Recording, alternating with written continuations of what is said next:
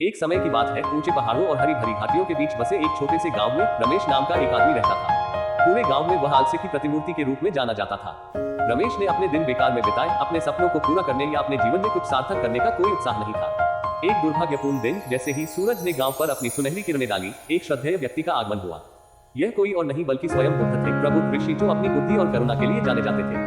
बुद्ध के आगमन की खबर जंगल की आग की तरह फैल गई और ग्रामीण उनकी दिव्य शिक्षाओं की एक झलक पाने की उम्मीद में उन्हें देखने के लिए उमड़ पड़े। जिज्ञासा ने रमेश के सुप्त हृदय को झकझोर दिया और अनिच्छा से उसे हर्षित भीड़ की ओर खींच लिया। जैसे ही वह निकट आया, उसकी नजर बुद्ध पर पड़ी, जिनकी शांत उपस्थिति एक अलौकिक आभा बिखेर रही थी। एक अकल्पनीय इच्छा से उत्साहित होकर रमेश ने महान ऋषि के पास जाने का साहस जुटाया। करुणा से भरी आंखों से बुद्ध ने रमेश की आत्मा में गहराई से देखा और कहा, तुम्हारे भीतर महानता की क्षमता है मेरे बच्चे, लेकिन तुम्हें आलस्य की जंजीरों को त्यागना होगा और आत्म खोज का मार्ग अपनाना होगा। रमेश बुद्ध के शब्दों से आश्चर्यचकित और प्रेरित दोनों थे। उन्होंने अपने तरीके बदलने की कसम खाई। अपने भीतर जलते हुए नए दृढ़ संकल्प के साथ वह एक ऐसी यात्रा पर निकल पड़ा जिसने उसके जीवन को हमेशा के लिए बदल दिया।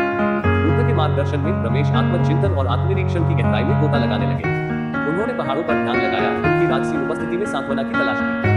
उन्होंने हवा की फुसफुसाहट सुनी, जो आशा और मुक्ति का संदेश देती हुई प्रतीत होती थी। हर गुजरते दिन के साथ रमेश ने अपने आलस्य पर विजय पाना और अपने दिमाग को ज्ञान और आत्मज्ञान से पोषित करना सीखा।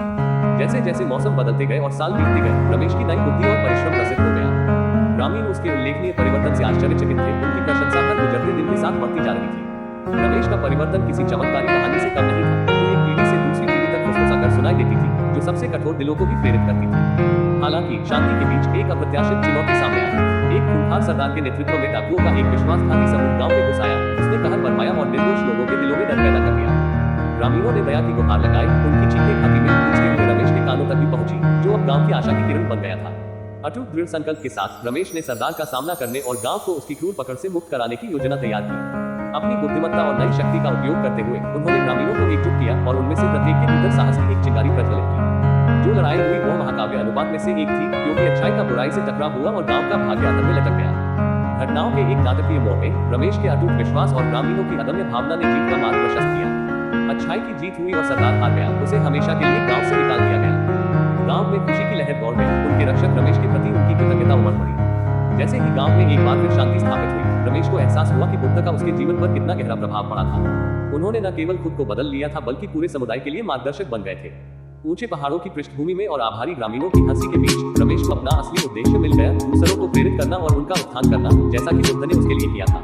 और इसलिए प्रिय पाठक, रमेश की अविश्वसनीय यात्रा हमें याद दिलाती है कि हम में से प्रत्येक के भीतर महानता की क्षमता निहित है। दृढ़ संकल्प और थोड़े से मार्गदर्शन के साथ हम गहरी से गहरी खामियों पर भी काबू पा सकते हैं और अपनी कहानियों के नायक बनकर उभर सकते हैं।